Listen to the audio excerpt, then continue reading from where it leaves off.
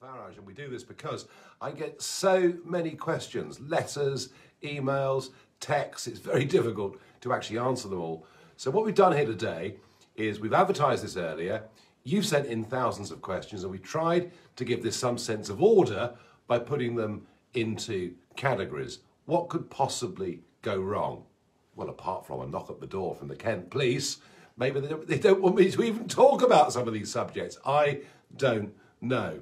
So unsurprisingly, given my visit to Hastings, my two visits to Dover, the knock on the door at the dead of night from the Kent police, we've got quite a lot of questions that have come in on this whole issue. So I'm going to start with those. Louis asks me, please ask Priti Patel to come on TV and tell the truth on what she is doing to turn illegal migrant boats back. Well, there's no point, because it wouldn't last very long, would it? It'd be one word, nothing. Look, Priti Patel, as Home Secretary, I'm sure that her heart is in the right place, but she finds herself with a Prime Minister who's never been very good on these issues. Indeed, when Boris was Mayor of London, he even talked more than once about having amnesties for illegal immigrants, which just says, you know, please come on down, as many of you as want to come as possible. She is in negotiations with the French, but at the moment, we're looking pathetically weak. Do you know, since lockdown started, 854 have come into Dover alone. That's without those that have landed and escaped, and some who've been turned back by the French Navy. Vanessa asks me, very good question actually, are your statements about illegal immigrants being listened to? One of the reasons, Vanessa, I went and started to do these videos is because there was an absolute wall of silence in mainstream media. So I went out and started to do this, and the abuse didn't take very long in coming. I mean, we had sort of sneerocracy of the Times and Sunday Times. We had the sort of abuse coming through the Mirror and elsewhere. And it's as if we're not supposed to even discuss this. It's all too awkward, too embarrassing. Don't discuss it in front of the children. Well, I tell you what, Vanessa, we have had millions, and I mean millions of views of those little videos. Sorry, the sound quality wasn't so good on one of them with the wind. And as a result of that, yes, national media are now beginning to cover this story. And I think if we hadn't done this and made a noise, it would just have been brushed under the carpet. William says, hi Nigel, have you any idea where all those migrants are being held, or are they just being released into society? Well, William, some go to Gatwick, some go to Croydon, but all the evidence is that actually people are not being kept for very long at these centres. There is big fear, particularly during coronavirus. I've seen in the last few weeks evidence that in a Norfolk village, for example, 100 people have been put in an old sort of disused RAF hut. But I've also equally had reports from Slough and places like that people are just out wandering the streets. But be in no doubt that quite a few of these people cannot afford the 5,000 euros they're being charged by the smuggling gangs to come. And they, in the end, get picked up to pay off the price, which means they go into a form of modern slavery. And it's about time the Islington set, who think they're being so lovely and so worldly, encouraging people to come in from the camps in Calais, it's about time they understood that what they're actually doing is backing a really horrific modern criminal trade. Steve says, is foreign aid still being sent to other countries? If it is, should it stop until the pandemic is over? Oh, Steve, we'll go on giving foreign aid with this mob in charge. You bet your life. In fact, David Cameron said that us paying the highest level of foreign aid in the world was his finest achievement as Prime Minister. Foreign aid budget currently running at about £14 billion every single year. So the answer, I'm afraid, is yes. Roger says, why aren't you more concerned by the removal of liberty in this country? Roger, they knocked at my door, mate. I mean, at the dead of night, as if to intimidate me. I did, by the way, the next day, go down to Maidstone and hand deliver a letter to the Police and Crime Commissioner for Kent and to the Chief Constable saying that what I thought had happened was absolutely outrageous how could I mean, given there are reporters, photographers from all sorts of media organisations all over the country, why was I the one person that got singled out? I mean, I wasn't breaking lockdown, I was doing my job. Did Neil Ferguson, Professor Neil Ferguson, did he get a knock at his door for breaking lockdown when his married lover came to visit him? I don't think so. So look, I am concerned about this loss of liberty, and I will go on talking about it, I promise you. Eliza says, I'm trying to understand why the world has gone on lockdown when the recovery rate is over 98%, even without a vaccine. Well, Eliza, that depends, doesn't it? I mean, look, I don't think that we should underestimate just how nasty this virus is. You know, a lot of younger people have been laid very, very low with it. It is nasty, it is horrible, it is killing a lot of people. Yeah, sure, I know that big outbreaks of winter flu kill a lot of people too, all right? If the government had pursued its initial herd immunity strategy without lifting a finger or doing anything, many hundreds of thousands would have died. And all right, I know that 91% of those that have died are over 60, but does that mean their lives are of no value? No, I think going into lockdown, given we were fighting an enemy we'd never confronted before, to buy ourselves some time was the right thing to do. My regret is we did it too late. You know, we were allowing the Cheltenham Festival to take place, allowing football games at Anfield to take place, whilst the Irish were stopping their annual St Patrick's Day parade. We were too late into lockdown, and we will now be too slow in economic terms, I think, to come out of it. David says, why do you think you're different to other folk and break the stay-at-home rule? Because I got a job, David. I got a job.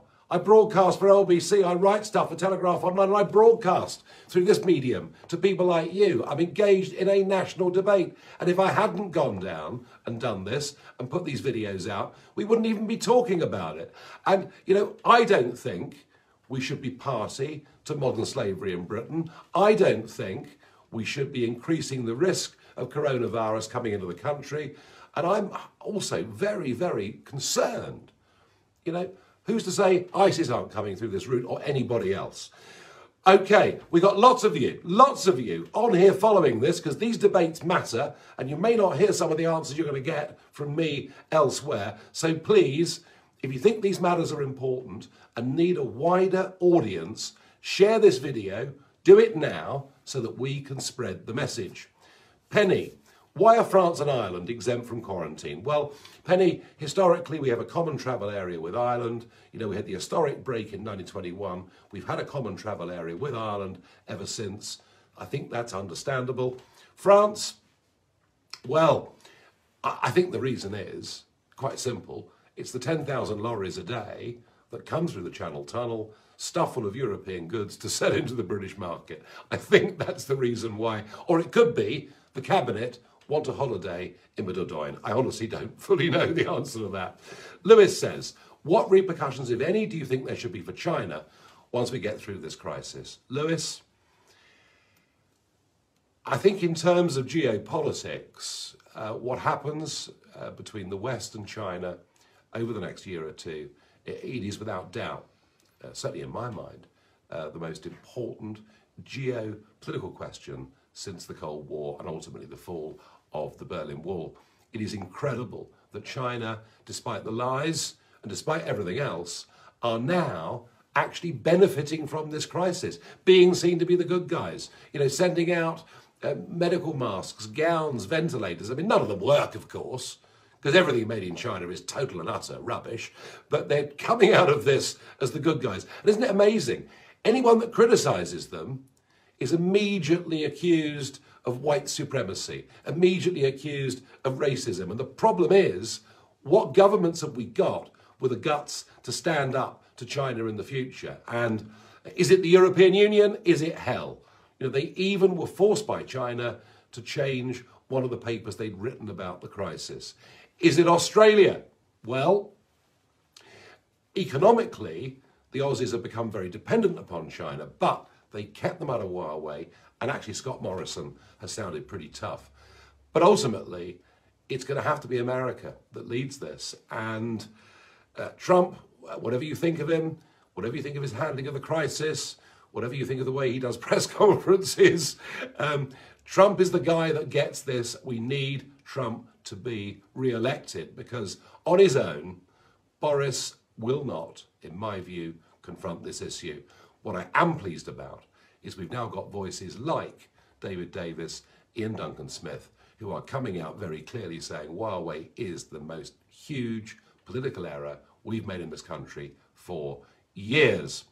Helen says to me, rather than behave like the toxic media and journalists, don't you think it's about time you started to show some support towards this government in these trying times, instead of behaving like a lefty loony? Helen, do you know something? These arguments were put in the early part of 1940. You know, Neville Chamberlain was the Prime Minister. We had had a very difficult start to the war. We didn't have the right kit. The tanks were utterly useless. The aeroplanes were in too short a supply. The Norway expedition turned into, frankly, a fiasco. And there was talk that maybe the time had come to get rid of the Prime Minister. And everyone said, you can't do that. We're fighting a war against the Germans. You can't get rid of the Prime Minister in the middle of a national crisis. I mean, that would be, you know, shooting your own side in the back. Well, thank God, you know, thank God, enough Tory MPs did have the guts to stand up and say, Neville is not the right man for the job. And we got a leader who was the right man for the job. Do you know, if there hadn't been a few of us out there pointing out that Sir Patrick Vallance, the Chief Scientific Officer, had let the cat out of the bag over herd immunity, that would have been government policy without us ever actually being told it, either by Boris or that weasel Hancock, the Health Secretary. So I think criticism did actually change government policy. And let me ask you, is it wrong to criticise what the government are doing on PPE? You know, given that people working in care homes, people working in the NHS say that at times the lack of PPE, it's like playing Russian roulette with their lives. In response to this, Boris appointed Lord Dayton to take over PPE, a former Goldman Sachs banker, well, of course they all are, aren't they, who now has been in the job 3.5 weeks, and we've not heard a dicky bird from him, which I find just extraordinary. I mean, just completely and utterly extraordinary. So no, I will praise the government where they get it right. I think the way the Nightingale hospitals, I mean, they've not been necessary, but the way the Nightingale hospitals were put together was brilliant. Just shows you what the army can do. In fact, they do emerge out of this in terms of helping to put that hospital together, in terms of distributing kit around the country. At least there are some parts of our country that are still working. I will praise the government where they get it right, but I will certainly criticise the government where they get it wrong. And one thing that is now becoming clearer is we're not allowed to criticise the NHS in any way at all. Not at all. The whole thing's wonderful. The NHS is the envy of the world, the Prime Minister told us in his 50-page document. Well, without taking away, particularly on the 200th anniversary of Florence Nightingale's birthday, without taking away anything from those on the front line doing their damnedest and taking risks with their lives, massive mistakes have been made. Public Health England, you know, a quango, stuff full of overpaid people not delivering. In health terms, I think the biggest mistake that's been made are the sheer number of people who were sent from NHS hospitals back into care homes in the first half of March without being tested for COVID-19, who were carrying it, and that has contributed massively to the now growing, huge death toll in our care homes. The truth is, if you look at the ONS figures, the mortality rate is 50,000 higher for the last few weeks than it's been for any comparable period over the last 5 years. Not all of those are deaths due to coronavirus. Only 50% of acute heart patients are actually getting any medical help of any kind at all at this moment in time. And that, of course, is the most common killer in this country. And that, whilst we have 35,000 empty hospital beds. No, look, constructive criticism is the right thing to do, as is praise where it's due. And by the way, be in no doubt, thank goodness Boris survived and got through this, because whatever criticisms I might have of Boris, he is, without doubt, head and shoulders above the rest of this pretty useless cabinet. Nora says, do you think this is a wake-up call to become self-sufficient in farming and industries? Nora, I was amazed the other week that Sir Malcolm Rifkind, former Conservative Foreign Secretary, Europhile, anti-Brexiteer and all the rest of it. And I was talking to him on Sunday morning on LBC. And we were talking about China and talking about the extent to which we've become so dependent upon China. And he said, look, 80% of the antibiotics that we take in this country are manufactured in China. We cannot allow ourselves to be in a position where we can be held hostage by China. I think this crisis will lead to a big rethink. I think the great battle that I've been engaged in, which is basically globalism versus the nation state, I think this crisis has accelerated what was happening already. I think the BREXIT vote of 2016, the Trump vote of 2016, many other big political changes going on around the world, I think it's the nation state that wins from this. I can't see the European Union, frankly, even surviving it. And I think the idea that things may be a little bit more expensive if they're made at home, but at least you've got security, I think that will take hold. And I hope and think in terms of food and drink and things like that. I hope we rethink where we've got to. And I hope we start to put quality over quantity. And I do see some evidence actually of people wanting to buy things, excuse me, that are grown and produced locally. So I do have some hope for that. Wendy says, pubs that are throwing away beer, why not let people take their jugs from home and buy it? Wendy, I've been going to pubs with 4-pint milk cartons and getting beer put into them. Those kind of things are happening up and down the country. You know, people are trying to find entrepreneurial ways of getting themselves back moving economically. Equally, even with closed garden centres, there were ways where you could put an order in and arrive and they'd chuck it in the boot. So people have been trying. And that, of course, is why traffic volumes on the roads are up. All well and good if you work for a bigger firm and you're furloughed. But for those that are self-employed out there, for those that are self-traders out there, they are basically getting very little from this government. And they're desperate. And they've had to go back to work in whatever way they can. Sadly, what tomorrow brings us is the opportunity to go out and exercise as much as we want. But hey, cyclists and others were doing that already. We can play golf from tomorrow, which is a bit of a relief to some. We can go fishing tomorrow. Why that was ever banned, I do not know. But in terms of business, let's be frank. Officially, lockdown goes on until at least the 1st of June. But in reality, lockdown is broken and people are beginning as much as they can to get back to work. And provided we do understand that social distancing matters, provided we get that things like wearing face masks make sense, I haven't got a problem with it. I think it needs to happen. Seb says, hi Nigel, can you say hi to my wife Christy and our kids please? I certainly can, Seb, no problem. Nathan says, what's the biggest fish you've ever caught, Nigel? Well, that was a bull shark in Kenya, when it was a fun place to go in about 2001. I think it was about 500 pounds, something like that. But I think perhaps the most exciting fish I've caught are tuna, just because of their speed. They just go and go and go. And isn't it amazing? They're back in this country in real numbers. The last 4 years in a row have seen a tuna run from the Scilly Isles up to almost as far east as Brixham and indeed over to the Channel Islands.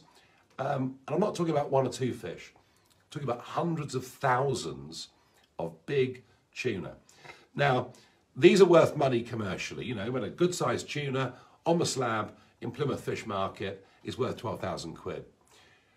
But a place like Devon and Cornwall, and the Channel Islands too, who could encourage anglers, sport fishers from all over the world to go and catch them, each fish caught would be worth a lot more than 12,000 quid dead on a slab.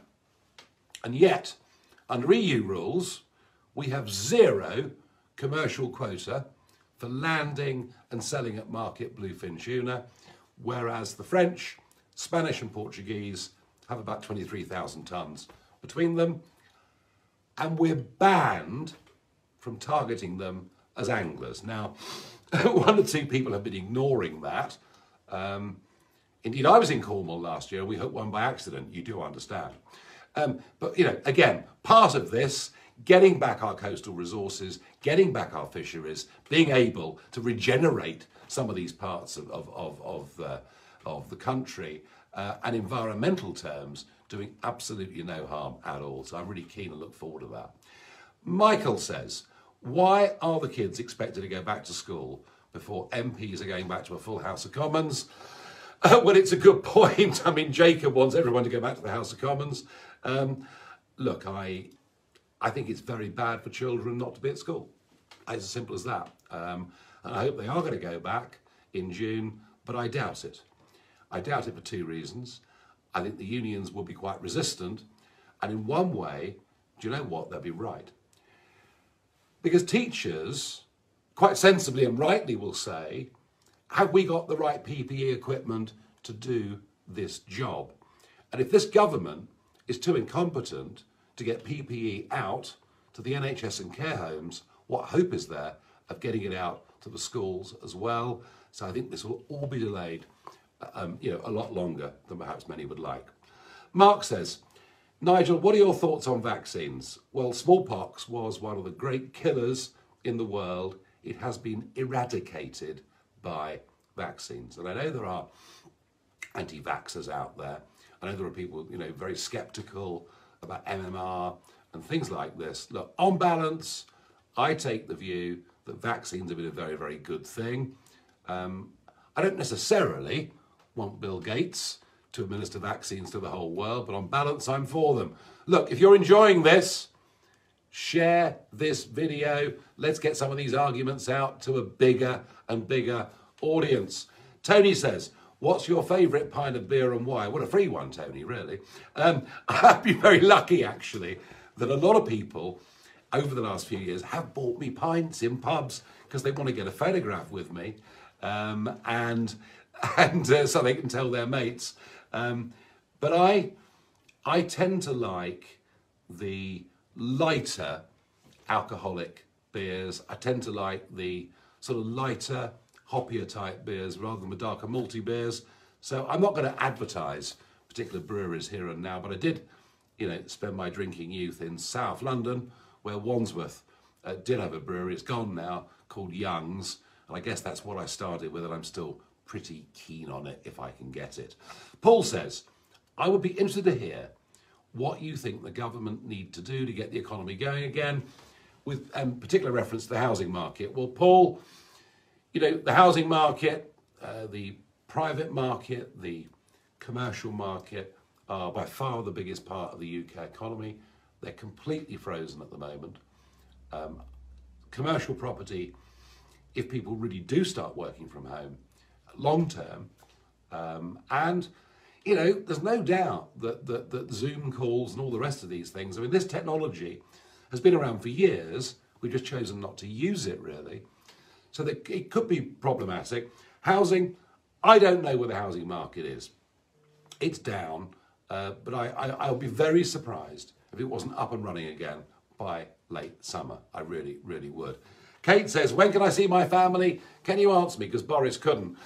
Kate, the absolute cock-up on this, of the Boris statement on Sunday night, and then Raab appearing to contradict him the next morning. Very odd. They should have published the paper first and then perhaps made statements on it. What I did hear today was there are people flying in to Gatwick Airport from Minsk in Belarus. Minsk, where there's no social distancing, where a maniac dictator says, just drink vodka. It's not a bad idea, but just drink vodka and coronavirus will go away. And they're coming into Gatwick, and apparently many of them are coming in to visit friends and family. We can't even do that. You know, the rules on this are you can go and meet one parent, go and meet one grandparent, and then meet the other one afterwards. That is where we are. But I do think there is, and I mentioned Minsk, I mentioned Gatwick. There are small numbers coming in now, but I do think that during lockdown, the idea that we should be at times where there are bad chief constables and overzealous policing, virtually living under house arrest, at the same time people can come into the country from all over the world, has been a bit outrageous. Fiona, when are you wearing your shorts next again? I had them on earlier, Fiona, although it was frosty this morning. It could be frosty again tonight. And I don't think the camera view you've got of me tonight goes down to the shorts. Maybe that's a good thing. Are you setting up the Home Guard? Will you be Corporal Jones? Well, I'm certainly saying don't panic, Ken. And I don't think we quite yet need a Home Guard, but who's to say? Donna says, you're good looking, Nigel. What pills are you on? I need some. I'm not on any pills, Donna, at all. No, there is a recipe for good health, and I'd recommend this to younger viewers. If you want to be fit and feel relatively well into middle age and beyond, the recipe is very simple. It's gin and cigarettes. No, it isn't. It's to do exercise, and I have actually been doing some exercise over the course of this period. I've lost 12 pounds. It's not bad, is it? Lewis says, would love to see you do home exercises, Nigel. Lewis, I haven't quite got to the point of making exercise videos, but you never, ever know. Dawn says, where did you get your Union Jack shoes? Yeah, I on VE Day, I was wearing the Union Jack shoes, and I was given them. As a 50th birthday present. They don't get worn very often. There aren't many occasions where you can wear them, but they are really a great piece of fun. I don't know what it was like where you were. I certainly saw a lot of houses, a lot of places, you know, putting up flags and doing things for VE Day. The big sadness, well, two sadnesses really. One, that a lot of those old boys who perhaps in some cases for the last time could have attended something big in their local town or in London, didn't get the chance to do so. And there was something else I would like to have seen, and that would have been the Queen, who, by the way, has given more leadership than the Archbishop of Canterbury or Boris Johnson or anybody, to see the Queen on the balcony at Buckingham Palace, 75 years to the day that she was there herself, in uniform with her father, King George VI, and Winston Churchill. And that would have been a great thing to see. I would have gone to the Mall myself to see it. And that was, I was very sad, very sorry that that couldn't actually happen. Okay, we're coming towards the end of this. Remember, share this video, share it now, share it again from the start. Let people hear some of the arguments they will not hear elsewhere. Aaron says, Nigel, I don't actually know your opinion on Sir Keir Starmer. I think he's very dull. I don't think there's much spark. I don't see a great personality. But I'll tell you what I do see. I do see some competence. You know, when Jeremy Corbyn was at the dispatch box, you could see the sort of seething rage and anger and hatred that he had for anybody, well, basically to the right of Tony Benn. And in a way, Boris made it pretty easy. Corbyn made it pretty easy for Boris. I think the first couple of times we've seen Keir Starmer, he's been quite forensic. He's asked good questions. He's had points wins, but he certainly hasn't had knockout blows. I slightly question the party political broadcast, effectively, that was on the other night, where I think he's a little bit too political. But no, Starmer is going to give Boris a run for his money. Boris goes for bluster. Starmer's going to go for detail. It's going to be a very fascinating contest to watch. Ricky says, is it a bit late for airports to introduce screening? Well, Ricky, it's never too late to stop importing a nasty disease into our country, not checking anybody, letting them get them on the London Underground. Look, it should have happened months ago. It is an absolutely catastrophic failure. 130 countries around the world put restrictions or effectively total bans on.